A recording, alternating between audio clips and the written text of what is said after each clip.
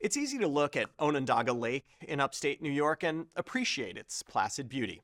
Its clear, cold waters are fed by a 285 square mile drainage basin. Its meandering streams flow slowly into the Seneca River, eventually to Lake Ontario.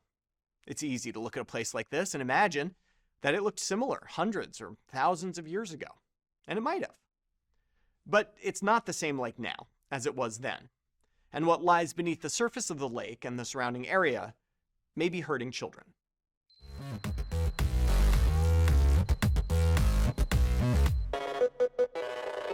The reason I'm talking about this lovely lake is because of this paper appearing in JAMA Network Open examining the relationship between urinary arsenic levels and cardiovascular disease in children in the Syracuse area. The study is an analysis of a larger cohort known as the Environmental Exposures and Childhood Health Outcomes cohort, which is a cross-sectional study looking at the impact of various environmental toxins on children's health. The toxin of interest for today? Arsenic. Now, you don't need me to tell you that arsenic is toxic. Few poisons live as large in popular culture. Living just below phosphorus on the periodic table, arsenic replaces phosphorus, particularly in molecules containing certain sulfhydryl groups, leading to dysfunction of a slew of proteins, and with high enough doses, cell death. But those effects are what you might see if you were dosed with arsenic in a glass of elderberry wine, for instance. Increasing amounts of data suggest that very low levels of arsenic also might have important, if less lethal, physiologic effects. Multiple studies have documented that environmental arsenic exposure is associated with cardiovascular disease, likely through inhibition of nitric oxide synthase. Studying its effects in children is hard, though, because, fortunately, kids don't get much cardiovascular disease. The key insight in the study we are discussing today by Brooks Gump and colleagues at Syracuse University was to use proxies of cardiovascular disease that can be detected in children: carotid artery intima media thickness, left ventricular hypertrophy, and carotid femoral pulse wave velocity. All of these measures have been shown to predict cardiovascular disease later in life. Let's go to the results. 245 children were enrolled and had arsenic levels measured in a single urine sample, with concentration adjusted for urinary creatinine level.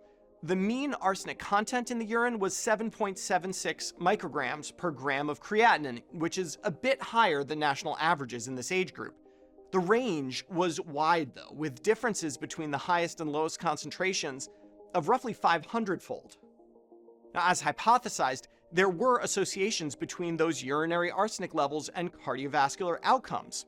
This scatter plot shows the relationship between urinary arsenic and carotid intima media thickness.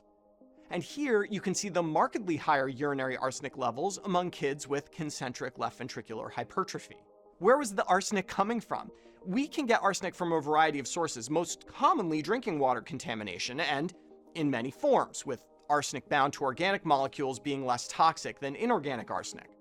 Now, all the kids in this study got their drinking water from the same source, Scanatiles Lake, which has frequently been tested and has very little arsenic, so that's not the culprit, actually. Secondhand smoke is another source of arsenic, but exposure to smoking was not significantly associated with urinary arsenic in this cohort.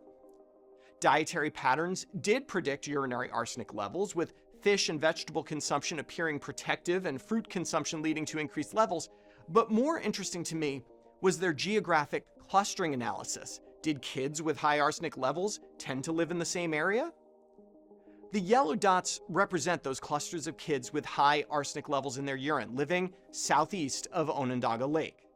That area is currently a Superfund site due to more than a century of industrial pollution, including, notably, heavy metal pollution.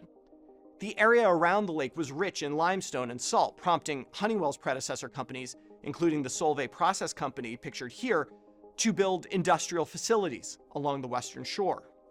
Industrial activities there also included Allied Chemicals' mercury cell process, which discharged mercury and other heavy metals into the lake and surrounding areas.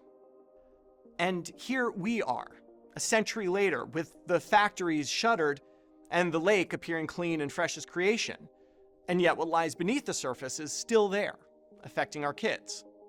It's a reminder that our choices today will echo. For Medscape, I'm Perry Wilson.